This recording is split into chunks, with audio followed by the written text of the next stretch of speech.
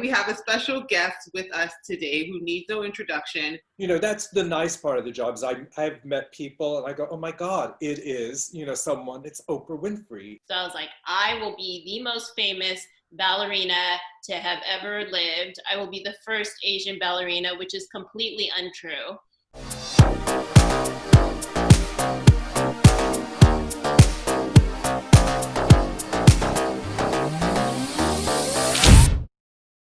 Hi, everybody. Thank you for joining episode 8 of Priority Standing Podcast. My name is Tiffany Reed, and I'm here with Nicole Chapatel. Hey guys, it's J-Rod. Hi, I'm Jennifer. We are 4 industry insiders journeying through our second decade working in the industry. And on this podcast, we're going to be talking about the past, the present, the future, and everything in between when it comes to our industry. And this week is one of our special episodes. It's called our Plus One series. It's a holiday special gift for you. We're talking about the making of a fashion editor and the transition over the years from models to being on covers of magazines to celebrity. Anyway, we have a special guest with us today who needs no introduction. If you listened to the podcast before, we've mentioned him many, many times. He is the genius who brought the 4 of us together, Paul Cavaco. So Paul, thank you so much for joining us. Thanks for having me, guys. Hey, Paul.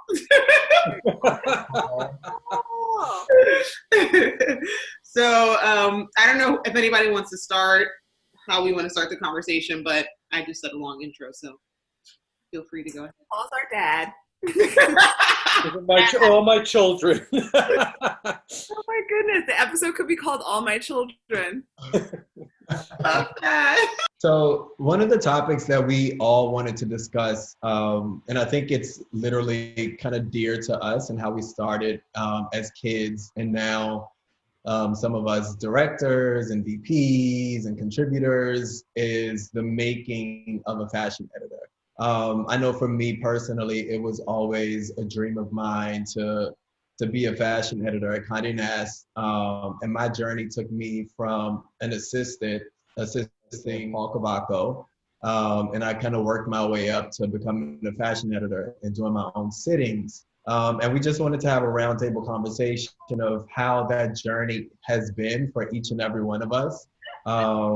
And mainly Paul's POV of his trajectory, because I know, Paul, you started freelancing and then you went to do KCD and then you went to magazines. So how's that journey for you? Do you think we should explain maybe what a sittings editor was? Because we call them sittings editors. Yeah. They're the people who do the fashion shoots. They're the ones who actually choose the clothes for the model, dress the model, and work with the photographer. And it's called a sittings editor is because when they started magazines, the very rich women would come in their couture dresses to be photographed by photographers, and they would sit for the photographer like they were sitting for a portrait. And then that it just continued on. So here we are 100 years later, still calling it sittings. And I'm sure people are thinking, do they sit the entire time? Like, are we sitting while we're working? No, we're not. But I didn't know that that's where the term sittings came from. Yeah, that's where it's from. This is going to be an educational experience for all of us as well. Paul, do you think that like that name has kind of transitioned now, since I feel like fashion is in a new wave? Like, when we were at Condé, like I was very attuned to being a sittings editor and knew what that was. But I feel like now the kids really don't understand like what sittings is. And I don't think they call themselves sitting editors. I think they just call themselves stylists, or if they I think there was a distinction in the 70s when freelance stylists started. So there was a magazine editor who were called sittings editors. And then if you were freelance and worked on ads, you were called a stylist. Mm-hmm. And so now all the distinctions have been collapsed. You can see like, you were, Tiff, Nicole, and Jen started as market editors, which meant that they called the designers and got the clothes in for the shoots. now Nicole does shoots. She's the fashion director of, of Vanity Fair. So they, same with Tiff, she's, something else. So I think now you have to do everything. Right. You can't just, there's no such thing as specializing in magazines anymore or in fashion at all. You have to be able to do everything. So Paul, let's take it back to that 100 years ago that you were talking about. Kidding, you're not that old. So how did you get started? Like, did you always want to work in fashion? Was that ever in the stars for you, or did you just kind of? I didn't even know that there was fashion. I thought that the people in the magazines actually came with their own clothes. I had no idea that there was someone dressing them. Since you said you didn't know, like, how did you get there to be like, oh, I can be a stylist? Or I thought I was going to be a writer. And because I didn't want to. My father owned a grocery store. He owned a bodega. And I didn't want that life. And the only thing that I knew was glamorous was, being like, I'm much older, so I thought being like an airline pilot would be very glamorous, or a spy. Those were the two jobs I thought were available for like glamour. Hi, Paul. I love it. Because it was the 60s and James Bond had come out, so everybody wanted to be a spy. So I thought that's pretty glamorous. And then I met Keisha Keeble, and we were living together, and she had been a fashion editor under Diana Vreeland, who was a fashion editor. She was the editor-in-chief of Vogue. And she said, if you're going to write, you have to specialize. And so she wrote it, she was about fashion. I thought, I'll write about fashion. And that's how I started to get interested in fashion. But I really wasn't interested in it. I didn't know that you could get a job in fashion. I didn't want to be a designer. That's the only job I thought was available. And then Keisha got a job working for Esquire magazine, and they had to use real people. And one of her first stories was kids guys in college. And I had just graduated college. So she sent me to Bruce Weber, and I modeled for Bruce Weber, which I love to tell people, because a Bruce Weber model is really tall, really built. And then they look at me when I tell them, they think I'm psychotic. That made this story up. It's like some ugly, short, skinny person. So anyway, I worked with Bruce, and he hired me to then become a freelance stylist, and that's how it started. So wow. I started as a model. You started as a model. They all started. Get into that. When someone it'll be like Velvet Coke or somebody, or maybe Diet Prada, they'll do like a throwback picture, and I'm like, I saw Paul Cavaco in that photo, and it's just no, they won't find it. They'll never find it. And the person who was on the booking, who was the head of all these services of Esquire, kept looking while they were taking the picture. Kept looking, going, "That boy is so ugly." No way. She kept saying that the whole time. And then she hired me to do another job. At this point, I was a waiter. So I was really happy. You made $100 a day. And I was only working lunch, and I didn't make that much money. So $100 a day for 2 hours of work, I was there. So anyway, so that was the start. I love that, though. I think the fact that you didn't know it could exist, and then you literally just fell into it. Because I think most people, and I'm included in that most people, but for me, it was like, okay, this is what I want to do after college. Get the internship, got the internship, try to get the job at Conde. That was the path that I took. I did not know that I wanted to do this at all. I just, no, it wasn't until junior year of college that I was like, wait, I discovered it from a whole nother world. I was doing PR for this old ad agent, and she wanted to secretly sell home goods and sell scarves. So she made me create a list of accessories editors and home editors of the magazine. So I scoured the mastheads and like put together a like contact sheet for her. And then at something, a light bulb went off in my head, and I was like, wait, I don't want to be the person who is like begging someone for the attention. I wanted to like make a decision whether that was good or not enough to be in the magazine. And that's when I was like, oh, I want to be a fashion editor. So I used that contact sheet and like started emailing people blindly. It was like, if you have an internship, I want to intern.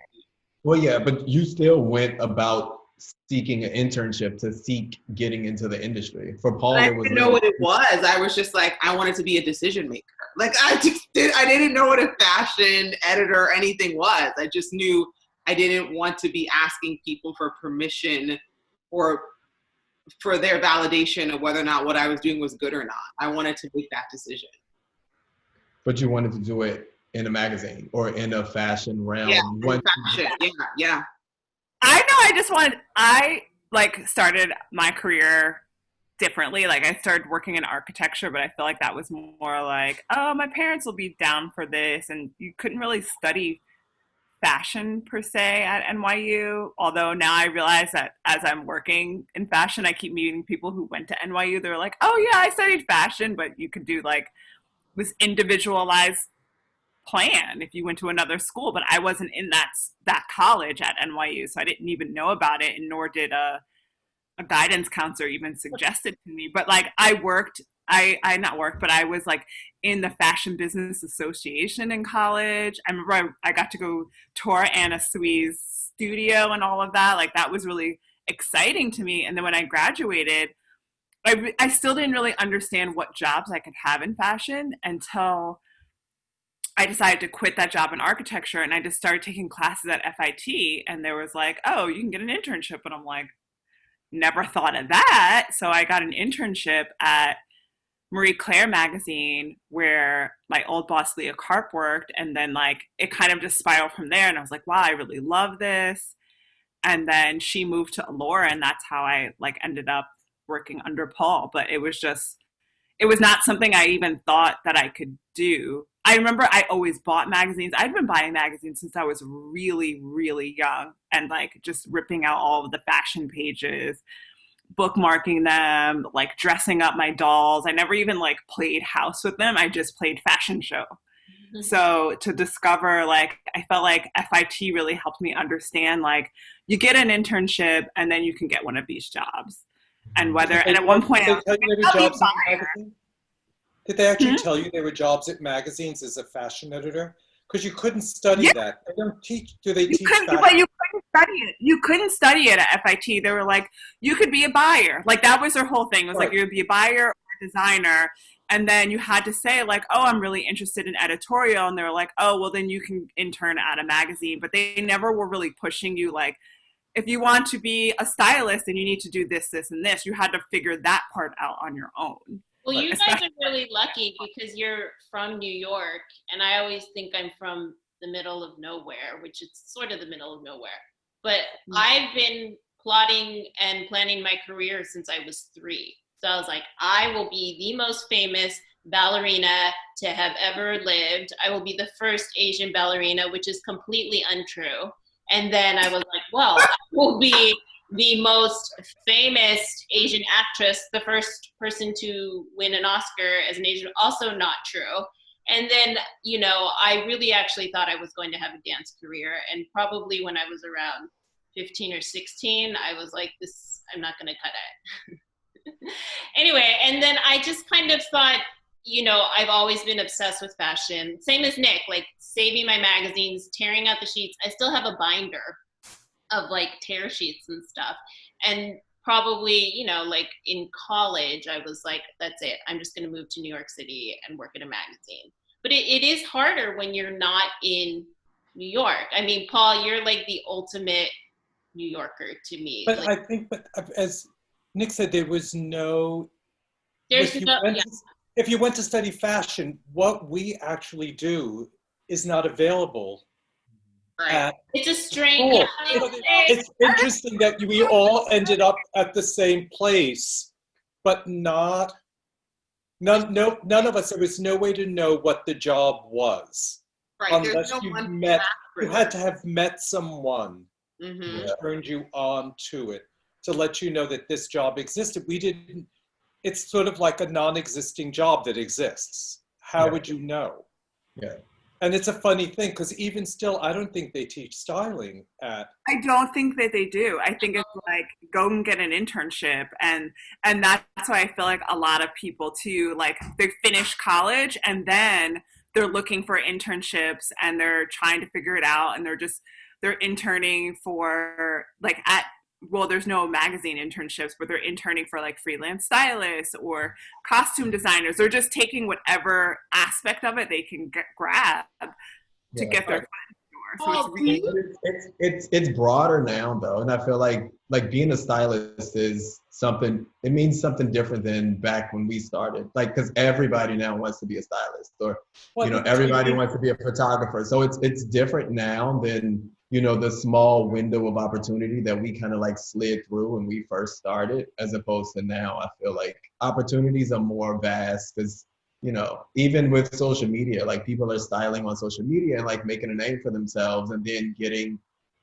editorial jobs, as opposed to starting as an intern, going through that training and then, moving their way up. So even when we were interns, it was hard to even kind of get into contact with anyone. It was kind of before Instagram and stuff. Like, I know people who get intern and assistant jobs now by DMing people. So it was like back then we had to call, it was like I cold called, any fashion department that I could and got an email address. It was a lot harder, I think, kind of than it is now to break into it. I called every day to get my internship at Marie Claire because I applied. Yeah, you had to call. That's hilarious. Like, I called them every single day. It was like I knew I could email them, but they just were not responding. And I was like, hey, can I have this internship? I probably called for my Here's the funny thing. I think fashion editors didn't know how to use computers. So you emailed, I don't know who was getting the email. No one checked their email. When I worked at Vogue, we had all the fashion editors. We had assistants who could use the computers. All of us had them remove our computers because they were hogging up too much room on our desks. And none of us knew how to use them. So they just took them away. Typewriter? Yes. We did everything. Remember the faxing of requests? That was like a thing. I tell them that all the time. I'm like, I should be lucky you just have to send an email with a picture attachment. I would have to go and fax it. You had to call, you had to fax. Like, no one calls anymore. It's a different world. Even the check-in like pictures and the return pictures was like you actually had to print it and then like staple it to an invoice. Or you'd photocopy it. Yeah, you photocopied it. Yeah. Polaroid camera when I first started at Allure. Yeah. I want to go back to one thing because I think that's a good, like an interesting point. Paul, you had said that there's no like proper education or like no programs for colleges to teach styling, but is that real? Like how can you teach styling? It's almost something that you have to learn by watching and by having the experience and being hands-on. Like, could there be a course on that? I think there can be. I mean, when J-Rod started with me, so J-Rod started and he every day, remember I used to have all on my bulletin board, all these pictures. Like, I didn't have walls. I had them actually install like a bulletin board. And I just put up all these pictures that were inspiring to me. And then I had boxes full of pictures. And J-Rod, when he started, would come in, he would pick 5 pictures. And we would sit down and we would go through the 5 pictures. And I would talk about what made the picture interesting to me. And that's how we would talk about photographs and images, like how you can create images. But you can teach, I mean, we know how to tie bows. People don't think about these things, but when you see a photograph of, and you look down and the shoe is tied, when you tie your own shoe, the bow goes, instead of going like across your foot, it goes up and down from your toe. It's supposed to go from the side to side, goes up and, you know, people just tie it and it's like all messy, or like they tie a bow, it's a mess, or they do the belt the wrong upside down. It's things that people don't know. So there's little things you could teach. Style, I agree with you, you'd have to work with someone constantly and watch, but you'd have to also like their style, because you could work for someone and not like their style. Right. So you have to find, you have to work with a lot of people or find the one person whose style you kind of feel for. Mm-hmm. Yeah, I think too, like going back to that education that I got from Paul too, for me it was less about being a stylist. And again, this is going back to the beginning. It was about being a sittings editor, because I feel like as a sittings editor, you're looking at everything. So you're looking at the picture, you're looking at the hair, the makeup, the props, the light, that like the overall, and what you want the image to portray, what you want the image to speak.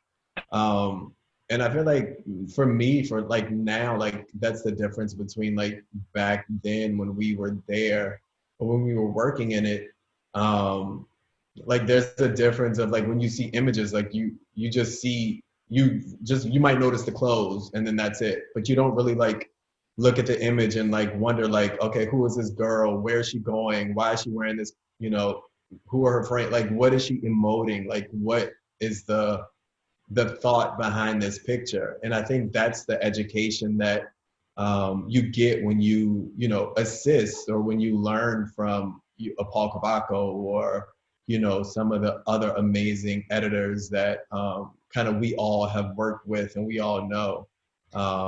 So J-Rod, is there, I mean, we know this, but just for the sake of sharing with our audience, is there a difference you think when you're working with a model, right? I mean, you all can answer this, but working with a model versus when we're working with a celebrity, which a part of the conversation we want to touch base on is like how it transitioned, when Paul was in, starting his career, models were, the supermodel was like on the cover of magazines, and that was like the standard. And now it's more than not, probably like 98% of the time, it's now celebrities on magazines. And so now you're working with celebrities more often than you're actually working with models for a lot of these shoots and being a sittings editor. So, I mean, can you kind of explain the difference with that and that experience? Yeah, and Paul can speak to this like so well, but again, that was another thing that I learned. So it was like probably the most important lesson that I learned from Paul, is because, as a young kid and you're working at a magazine and you have so much access to every designer and looks, if you have a sitting or if you have a shoot, you want to just pick out the best looks that you think are best for the picture or best for the shoot. But and that's what you do for a fashion shoot, for a model. But if you're working with an actress, you really have to consider who the actress is, what's the project that we're shooting her for. So what's the movie, if you want to bring an influence from the movie, or and then who she is as a person, what's going to make her comfortable. Because Paul was so amazing with his manner with the celebs was so good, and I would sit back and just watch him talk to the women, the actresses, and make them feel comfortable. And if they wanted to try on something but they weren't confident enough, like he just had an ease to get them into the clothes. And then he also was like, if it doesn't work, it doesn't work, let's try this, even though that could have been a look that he loved and he wanted to shoot. It's like, you never know what's going to happen on the shoot. You might plan these looks, but once you get to a celebrity shoot, things could completely change. And I think that flexibility and that ease and his manner that he had with the celebs, like I learned that a lot.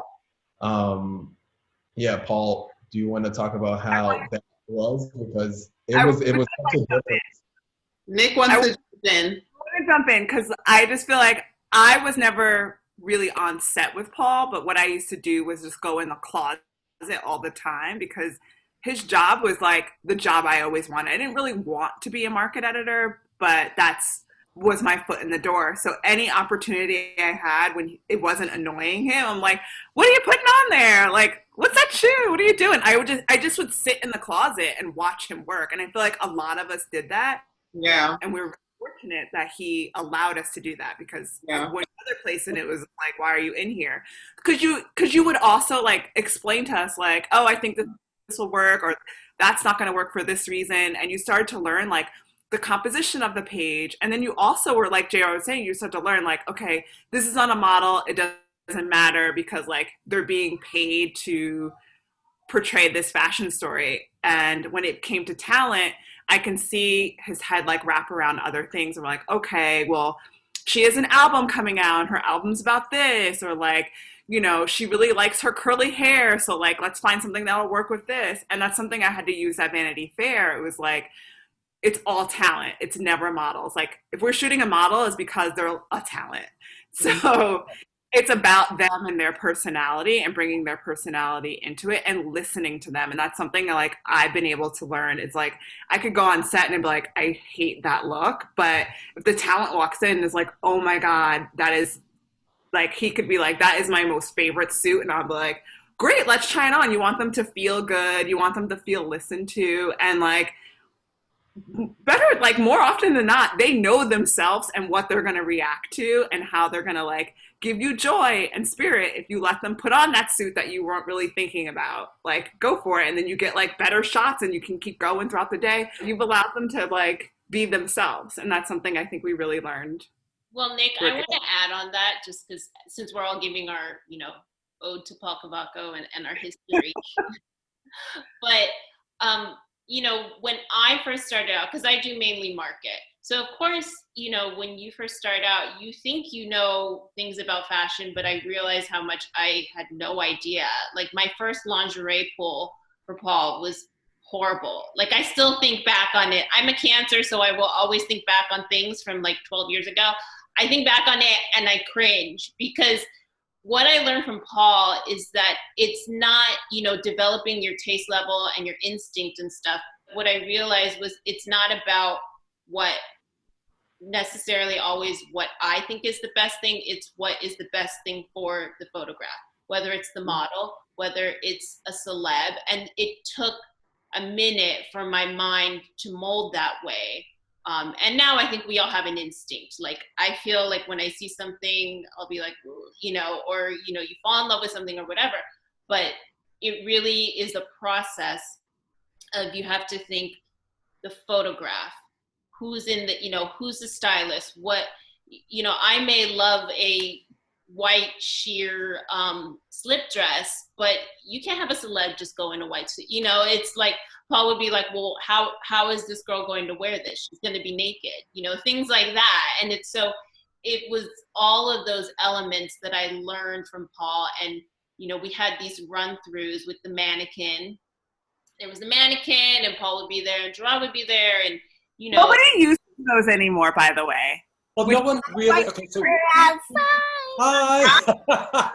Well, here's the thing, no one really, I used to dress form with legs, and the reason I used it is there weren't a lot of male fashion editors when I started. All of you, J-Rod and I can't look at the clothes because we don't wear them. I don't understand them. I have to put it on a mannequin and look at the proportion. And I think when you look at clothes because you wear them, you can't, you know, as women, you understand this. As men, we're not. Like I can look at men's clothes and I don't need a mannequin to do the men's clothes. I can just do them on the floor. I hated those mannequins, by the way. They were so heavy. So like if Gerard left and you'd ask me to help, I'd be like, oh no. Those things were so I think to go back to Tip's original thing, I think the thing about celebrity, the difference between celebrity and models is, I think at one point, and I think it was In Style, started to do really well. And they were always had celebrities on the cover. And everyone realized they're doing well, they're getting a lot, all the other magazines realized they were doing very well. And realized that the people were no longer relating to the models who were some version of too perfect. There was no relationship of them as a person. So when they saw an actress on the cover, they felt a relationship to them because they had seen them on the screen. You know, they felt like they knew them. And that's why I think it started to slowly shift to be actresses. So you were at you were at Harper's Bazaar and Vogue in the 90s. I feel like that was the turning point when things started to change. I don't know, guys, maybe back me up on this, like late 90s, early 2000s is probably when we started seeing celebs more, right? So how was that? Was it kind of like a sudden change, or did all of a sudden, it was like, Well, I think it started like every so often you would have an actress on the cover, which in the 60s they had actresses on the cover, like, Cher was on the cover of Vogue. Julie Christie was on the cover of Vogue, so they would have big actresses. In Cher's case, she wasn't an actress yet, but she was a big star. She was a big music star and wore clothes beautifully. So there was a precedence for it. Then in the 90s, it really started to accelerate. And by the 2000s, they took over completely because they sold more. They absolutely just sold more. And they needed to sell magazines. Speaking of, Paul, who is your top celeb that you shot? Oprah. Vogue. Oprah covered Vogue. Right. Was it the most fun, or were you just the most starstruck, or like what was it about it? Everything about it. It was Oprah. Okay, so first of all, it's Oprah. What was amazing is she would call herself.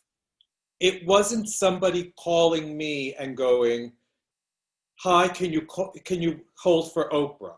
She would pick up the phone, call me, and then I would pick up because I usually pick up my phone. J. Rod knows this because he was my assistant. I usually pick up my phone because I don't want to have a message and call someone back. So I would pick up the phone and be Oprah on the other end, which was kind of startling when you hear the voice that you hear on TV and suddenly it's in your ear and you're going, "Oh God, it's Oprah." I remember one time she called me and I was in somewhere else in the office at Vogue. And my assistant said, "Oh, he's on the other side of the office. Can he call you back?" She goes, "No, I'll hold." And I had to run at breakneck speed across the entire office because I didn't want to keep Oprah holding. But, she was everything you wanted her to be. She was exactly the person that you want Oprah to be. She was generous and sweet. She had to go all in. And she went all in. She just did everything we asked her to do. She did it. She was just like in it. And it was so much fun, but it was Oprah, and it's, that's the nice part of the job is I've met people and I go, "Oh my God, it is, someone, it's Oprah Winfrey. It's, whoever it is." It's like, I still think it's like when Madonna called me the first time and she wasn't even famous like she was. I started to laugh on the phone. And I was like, "Oh my God, it's Madonna." I thought it was really, like, I was so embarrassed and like, sort of touched and, it was Madonna, So it's. Can you tell us what you did with Madonna for our audience? So I did the first Madonna Rolling Stone cover is how I met her with Stephen Meisel. And then I had worked with her when she did Truth or Dare, her movie. And while we did a Rolling Stone cover for that, and we did all the publicity pictures for it. And while she was doing that, she told Stephen she wanted to do this book because she's really a provocateur. She always wants to push the thing. She wanted to do a sex book, all about sex. And so Stephen was like, "Sure." So I was working with Stephen. He wanted me to do it. So we did the sex book and we came up with all these scenarios and I had to shop for, all different things. Sometimes they were like S&M clothes. Sometimes they were just normal clothes. And then we had all these guest stars come in, like Naomi Campbell came in, Big Daddy Kane came, Ice, Vanilla Ice. Then we did all these auditions. It was so crazy. It was so much fun. But the book was it looks really sexy. The book, doing it was not sexy. It was really kind of funny, because you know, it's not serious, you know, but it looks serious. But, you know, but I think that's a thing, even when you do fashion pictures, you're having a good time while you're working. But when you see the picture, the model always looks a little, you know, sort of serious. And they're going, did you have fun at all? It's like, yeah, but, you know, yeah. So we had a really good time. So it was very funny to do it. We've had a, you know, I mean, we went to a pizza parlor one day in Florida, and she went in completely nude with a trench coat on. We said to them, we said, can we take a picture of this woman here? And they didn't realize it was Madonna yet. And they said yes. She went to the counter, she took her sunglasses off, and then I sat in the booth next to her. I grabbed the sunglasses and the trench coat, and she was there completely stark naked with a pair of heels on eating pizza. And then they freaked out and threw us out. We had to run out. We jumped into the car. Then we went to a gas station. She said, pull into the gas station. She got out of the car, did the same thing, threw her coat and pumped gas while she was nude. It was, I mean, it was funny and fun, you know, and then you see the picture and you think, oh, it's like porno, but it really wasn't. You know what's so major? Like comedy. Like yeah. Now that could never exist because people don't know how to just get off of their phone. So like to have that moment, everyone would have been recording. Like that could have only happened then.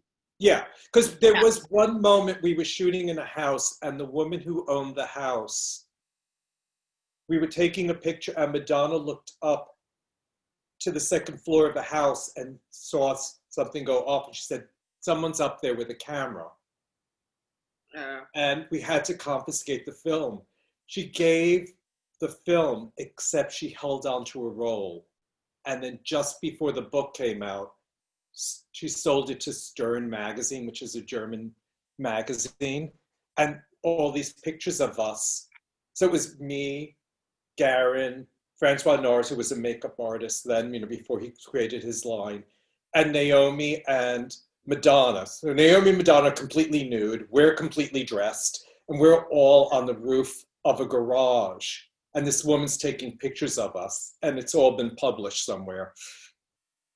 So but now it would have been everywhere, anywhere. It could not have happened. It would have been within a second. Like even when I'm doing shoots and we're out on like location shoots, it's just people like this, and like they don't, half the time they don't even know what they're filming. You're like, this is actually not interesting. You're wasting your time. You're wasting your energy to get this shot of something that is like not that. And they won't even know who the subject is, right? Sometimes, and it could be someone famous or not famous. They have no idea. They see some commotion going on, and they want to be part of it. Right. Paul, what about real quick? Models, you have such a history with models. Who are some of your favorite faces to work with and that you've worked with in the past? You know, I loved, you know, Kate Moss was my girl for years. You know, I loved Kate. You know, I loved Linda Evangelista. You know, they were, you know, Linda Evangelista is the most brilliant of all the models, you know. Oh my God. I remember one time we shot Linda with Michael Thompson and just standing, watching her, like when the camera went, she literally just like knew her angles, knew the shots, and then was done. Next shot, she like, it was like the most incredible thing I've ever seen. Like she was. But all those girls, they were trained by Stephen Meisel to really, really know, but also Stephen Meisel, Patrick de Marchelier, Peter Limburg, all shot differently and were the girls learned a lot about, just like I think in acting, you know, they learn their light, they learn stuff, but in the same way that we learn after so many years what to do. You know, so they're trained, you know, but they were trained beautifully. You know, like, you know, Christy, like if you've ever seen Christy Turlington in real life, you would just, you know, you're gasping. She's so beautiful. Like Naomi in real life, you can't believe what you're looking at. The beauty of these girls is, you know, they're staggering beauties, you know. Do you think now that a part of that is kind of lost due to social media? Because now I feel like everyone's an Instagram model, and it goes from having a bazillion followers on Instagram to, you know, all of a sudden being in the magazine. Do you think that the art of learning how to model is kind of well, it's a different discipline. You know, I think Instagram is Instagram. You know, it's a cam. You know, you're using your phone for the most part. Yeah. It's, you know, you're doing something different. It's not the same thing. So I think even when the Instagram models become real models, you know, they have to learn to do it for fashion magazines, to do it for a still camera rather than their telephone or someone just taking a picture. There's an immediacy to Instagram that doesn't exist in, you know, magazines. And I think why people liked Instagram and Instagram people became famous is you felt you knew something about them. In the same way before it was actresses, you knew something about them. So there's a relatability, and people want, you know, to relate. It's like there was a time when an editor was, so in like my time period, the editor is really in the background.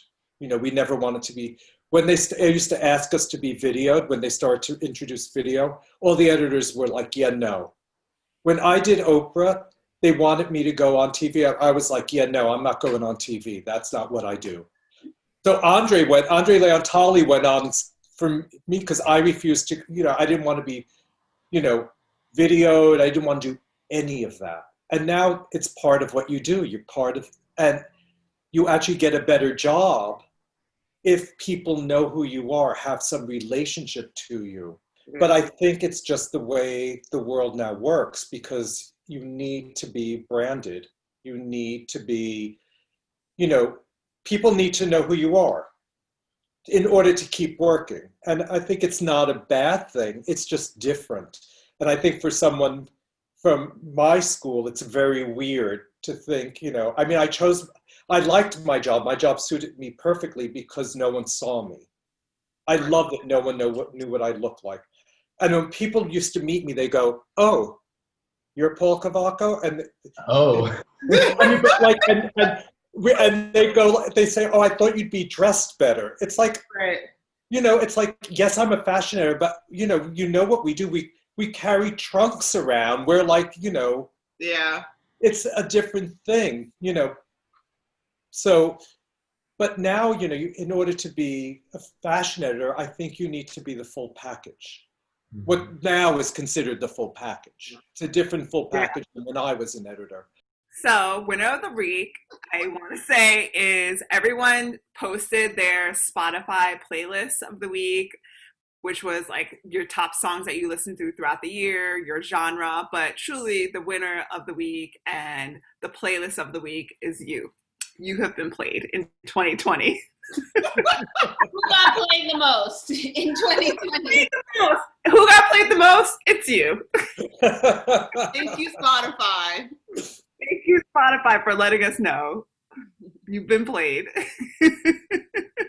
Thank you guys for joining us on episode 8 of Priority Standing Podcast. And this is the first of our series plus one.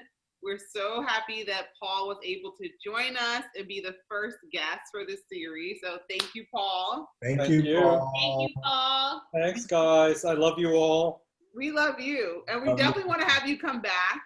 But we've been talking a lot and running out of time. But we have a lot more to say. So hopefully you will bless us again and come back. Figure out a time. But thank you so much. Please follow us on Instagram. Go to our YouTube, and you can find this podcast on Apple and Spotify. That's it. Thanks, guys. Bye, guys. Bye, guys.